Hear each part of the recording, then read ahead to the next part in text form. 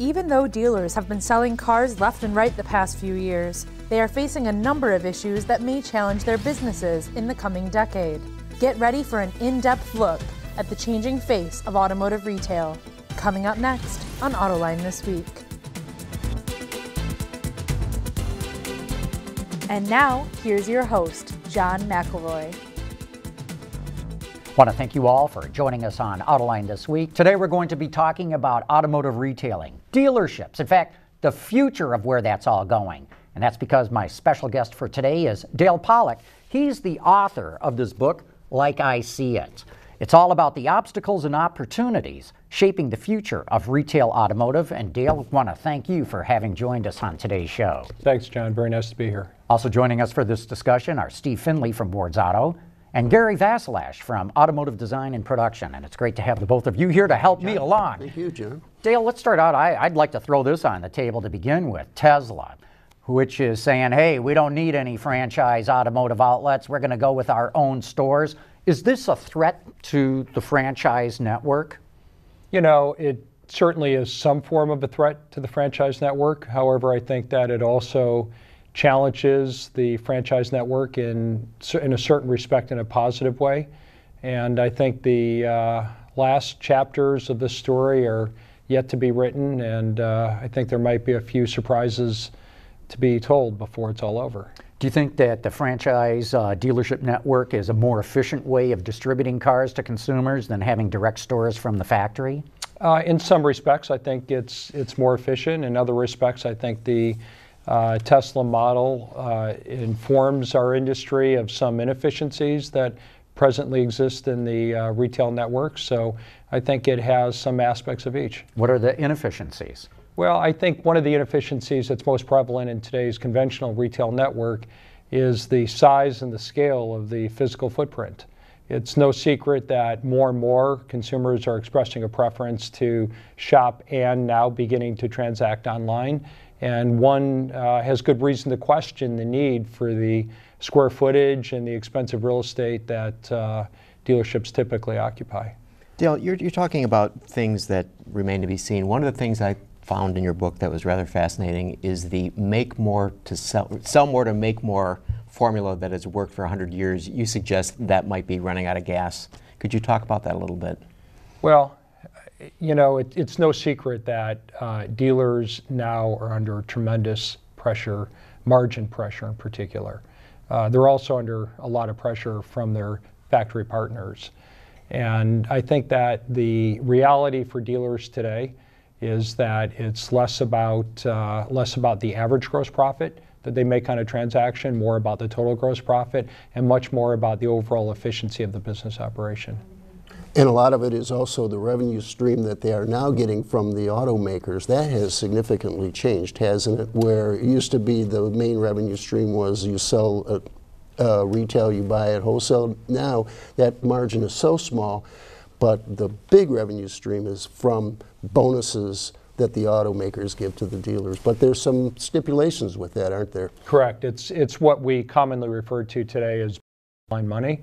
And it's quite substantial. A recent NCM study informs us that the typical dealership in America, if they were to lose the ads and deducts and what we call the below the line money, the average dealership today would be 6.4% negative profit. Wow. Well, you called it heroin, didn't you, at one point? It is like heroin. In some respects, the dealers love it because without it, they'd be negative. But on the other hand, they become extremely dependent on it. And it fundamentally changes the nature of the relationship between the dealer and their OEM partner. Sometimes I refer to the relationship as more like being a circus animal. They have to jump through all the hoops, sometimes hoops of fire, in order to get their reward. And without those rewards, they're quite possibly out of business. So it transforms the relationship between the dealer and the OEM from one that might have been in previous years more of an independent dealer or an independent business person relationship, and it's really now where the dealer is ever more an agent of the factory representative, and they have to perform as such. Well, and the automaker might say that's not so bad. Well, perhaps, but I think what has gotten our industry as far as it has is the strength of the and the ingenuity and the creativity of the dealer. And to the extent that that's being worked out of the system, it's questionable whether that's good for the OEMs in the long term. So what about the relationship between the dealership and the consumer? Fundamentally changing. You know, the traditional dealership sales process culture was premised on controlling the deal, controlling the customer, not revealing information to the customer unless and until they evidenced all the intentions to purchase. And today, that culture of control in the sales process is quite contrary to the preferences of the growing, coming of age Gen Y buyer that is used to buying things online, used to buying them in a very transparent and consumer-centric manner. So dealers are having really to relinquish some of the old habits and practices that proved very successful for many years, and this is proving to be a challenge for many dealers. Cultural shift, is that what? Absolutely, yes. And it also requires not only a cultural shift, but it requires quite a bit of investment in technology, because unfortunately you just don't go from A to Z overnight, where you shift from doing in-person physical sales to online virtual sales overnight. So dealers are in this middle ground where today they have to support both, which requires new technology investments. It requires people who have skills to interact with people in the physical environment, often different people than have the skills of interacting with people in the virtual environment. So it's really a very challenged moment for dealers. Dale, you mentioned some of the inefficiencies with the traditional franchise network. What are some of the efficiencies? What are some of the advantages that franchisees offer over direct stores like Tesla has? Well, one of the things that franchisees do a pretty good job in terms of offering efficiency for the manufacturer is ability to move a lot of metal very quickly. Dealers know how to send people home in cars. And, for whether that's good or bad, however, what side of the spectrum you look at that, they have the ability to move a lot of metal for a manufacturer. And that's certainly an efficiency for an OEM. Mm-hmm. You had talked about there's in the book a lack of transparency, and some people would argue, especially dealers who see all these prices posted that are readily available to consumers who go into the dealership armed with what they've discovered online. Some people would argue there's too much transparency. Well, once again, I think that depends on which side of the spectrum you're viewing it from. From a consumer standpoint, I think there's never enough, and from a dealer's standpoint, there's often too much. But I think the transparency in the retail car buying process is more real in some areas of the business than others. For example, I think it's very easy for the common person today to very readily identify what is a fair price for a used car. But conversely, I think it's very challenging for a consumer today to determine what is the right price for a new car, primarily because there are secret incentives. There are incentives that are not made public. There are dealer incentives, and then there are stair-step incentives. And one very stark example is that a consumer, if they just happen to hit the right dealership on the right day of the month, maybe the last day of the quarter, it literally is true that dealers have been known to sell new cars $20,000, $30,000 below their cost, because they're trying to make a bonus plateau that might yield them hundreds of thousands of dollars. So, with that type of variability and uncertainty, I think you could make a strong case argument that transparency in the new car market is not very much there.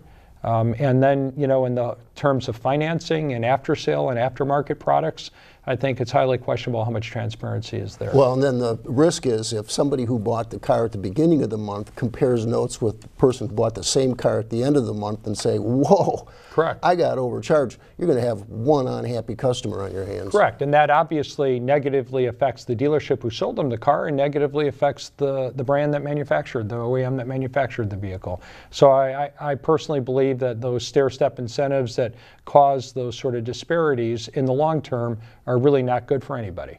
So you think there should be complete transparency in terms of costs? So if we go online to Amazon and it'll tell us whatever it is we want to buy costs, there's the number, it's fixed. For anything. For anything, and it's the same for you as it is for me as it is for you.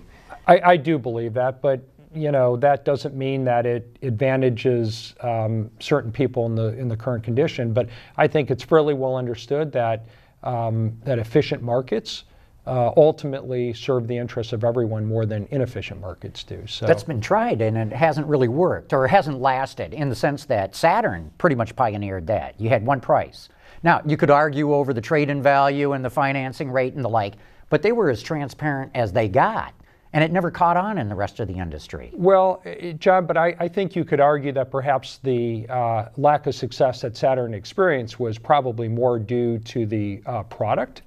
I agree, but I'm saying process. that idea never spread in the industry. I would respectfully disagree. I think that the concept of one price, no negotiation, that first appeared probably, with Saturn in the 1980s was an idea before its time. And being too early with something is exactly like being wrong. So I think that there are many failed attempts for pure transparency in the 1980s and 1990s, but those are really different times. Those were different consumers. We live in an age today where when we buy most every other consumer product, we do it with virtually full transparency. And now we have a generation of car buyers that are accustomed to that and expect that. So I think that the need and the opportunity to provide transparency in the retail automotive industry today is ever apparent. There are some very successful one-price car dealers out there. And is it accurate to say that one pricing is almost a de facto reality of the market?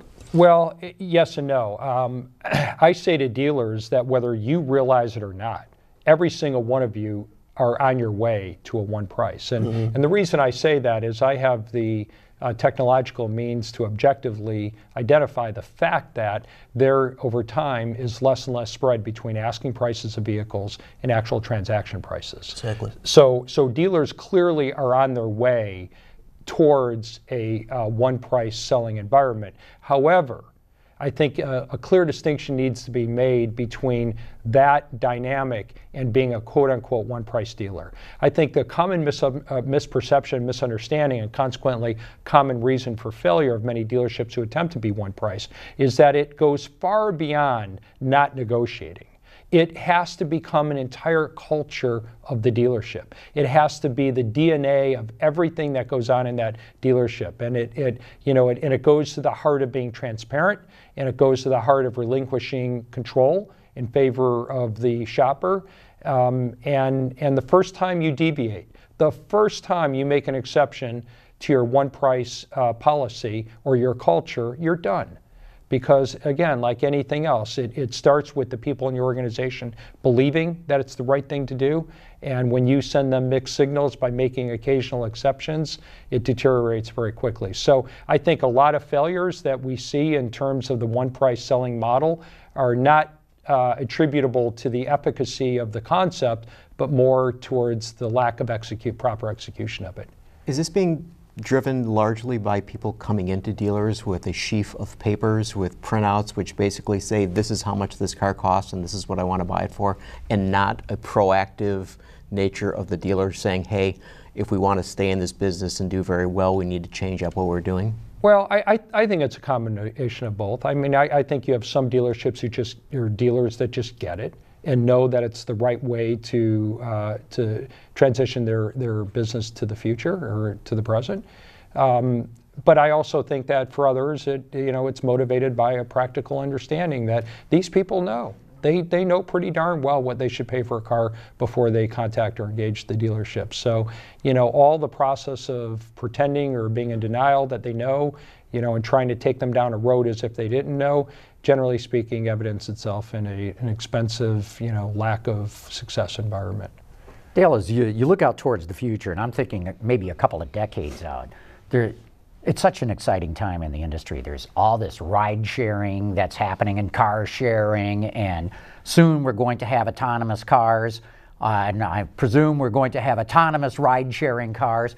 Can dealers play a role in this? Is there an opportunity for them? Well, that's the big question, John, and I think we certainly hope they will, and I would not be one to quickly bet against the dealer because, as we all know, the accounts of the imminent death of the dealer has been greatly exaggerated through the years. It's not happened. I mean, this is an innovative, dynamic, resilient bunch of people. But having said that, I think that there is real cause for dealers and all of us in the industry to really stop and pause and think about what is the role of the dealer in the future mobility environment. And I think that that future mobility environment is going to come about as a result of a confluence of two things. Number one, the autonomous car, and number two, the attractiveness of ride sharing. When those two phenomenon, which are already beginning to crop on the horizon, really come together in a mainstream way, I think that's when the viability of the retail dealer, as we know them today, becomes challenged, because I believe that the majority of these autonomous cars that will be moving ever more people around from point A to point B are going to be commercially owned as opposed to privately owned. And we know that dealers today on average make a 2.5% net to sales return, which is not a lot. We know that dealers make very little money, if any, when they sell vehicles to commercial fleets. So the question has to be asked, what is the tipping point? How much does an average dealership sales need to be transitioned from private to commercial fleet to make that 2.5% go negative?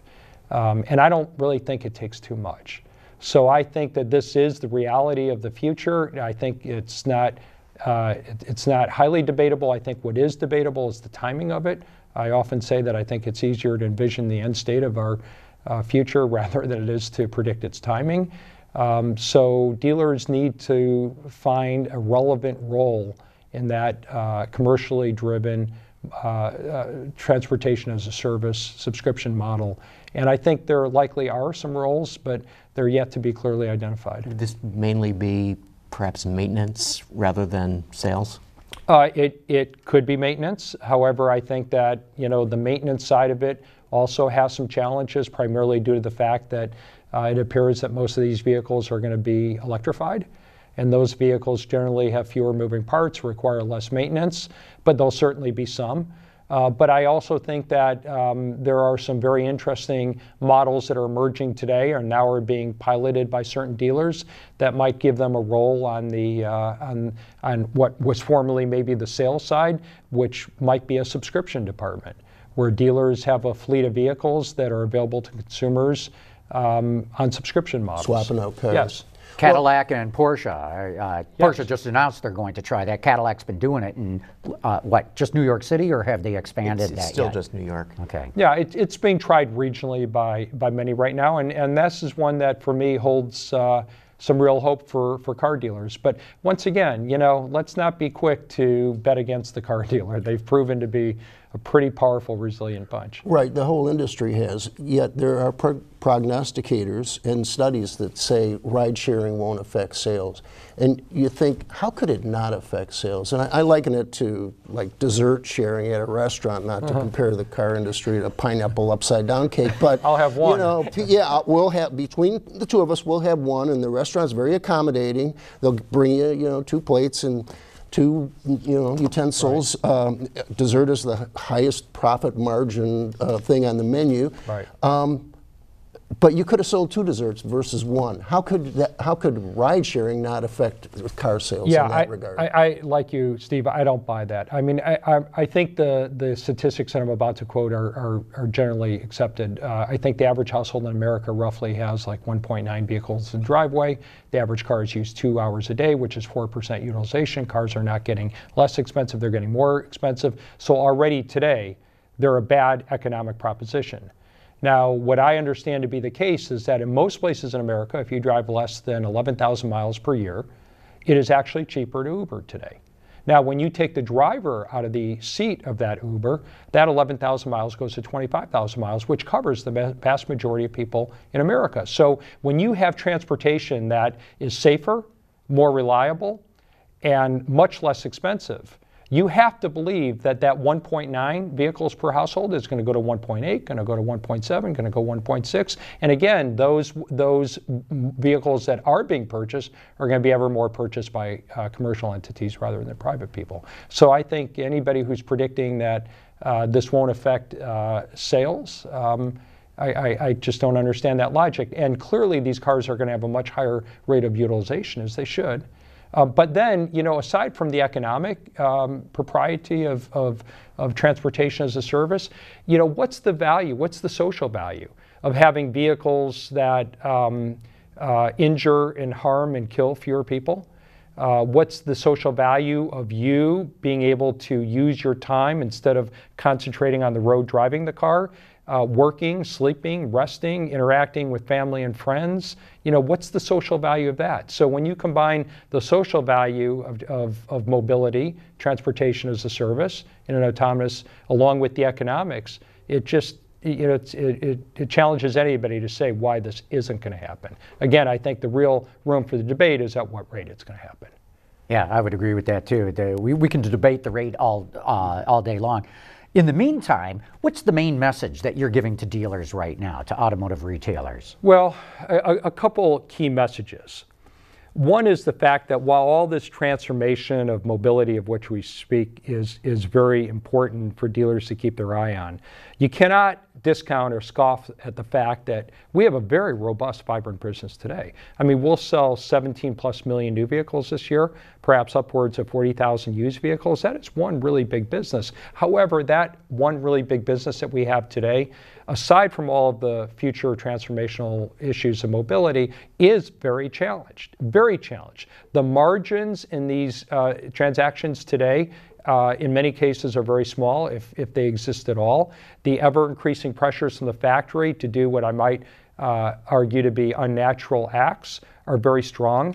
So just in the current environment, as robust as the business is, it's under a lot of challenge, and dealers have to recognize that. And if they're going to ever get to a point where they have to worry about the future mobility, they're going to have to manage their businesses under the current reality, which I think effectively comes down to one word, and that is efficiency. Dealers are going to have to become more efficient in several areas: human capital utilization, operational processes, promotional inefficiency, technology inefficiencies. They're going to have to find efficiencies in all these different areas just to survive, to one day meet that new world of transformative What mobility. about efficiencies in fewer turnovers of employees? That's a human capital chronic issue. Terrible issue. That's right. I mean, the average dealership today has a 67% annual turnover of salespeople and 40% overall. And that's simply unsustainable.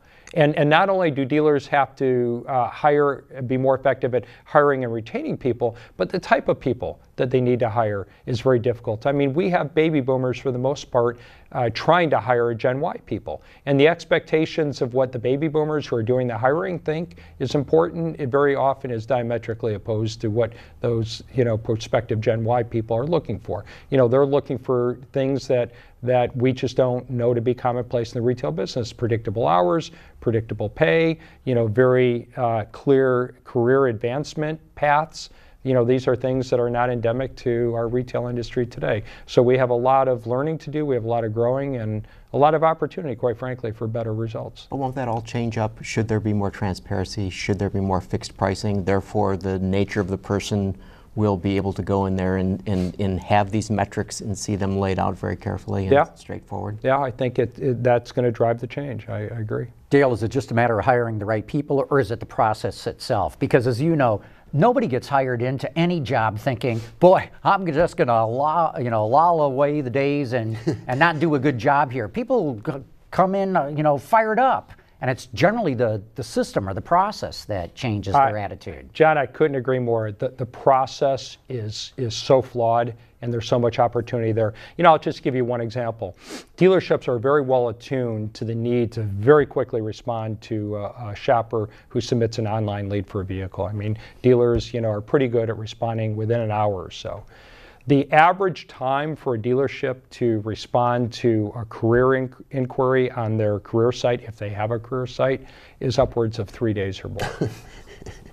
Yeah. And in reality, that probable Gen Y applicant is doing it from their mobile phone, and they are probably getting responses from high-tech companies, prospective employers, within minutes. And when they get it, you know, within days or weeks from a dealership, it's often too late. What's the dealer doing Just for one 3 example. days? Yeah, exactly. What is the dealership doing in 3 days? Why wouldn't they jump on They that? don't have defined processes. There's not accountability. Now, there are technological solutions now that are becoming, that are first time now in my career coming into the industry tailored for automotive, that actually create a workflow, you know, associated with job recruiting and processing applications and templates for interviewing and guides for hiring the right people. I have never seen those solutions in our industry before the last couple of years. And I think that they also create not only a workflow,